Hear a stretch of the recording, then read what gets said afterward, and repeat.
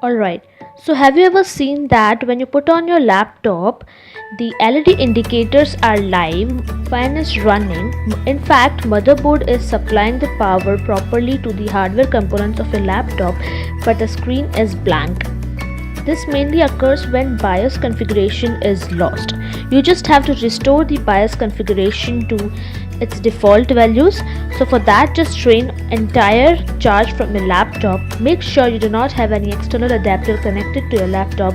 Remove the battery from the laptop and press the power button for 20 seconds or more. Try out by trial and error. Alright, so now put the battery back into its slot.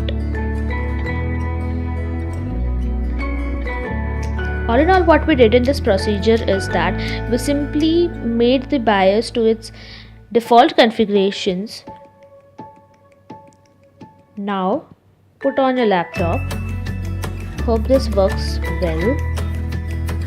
Whenever you open the lid of your laptop to replace any component like HDD, RAM or anything else, you come across this problem, that is blank screen, or we can say black screen of death.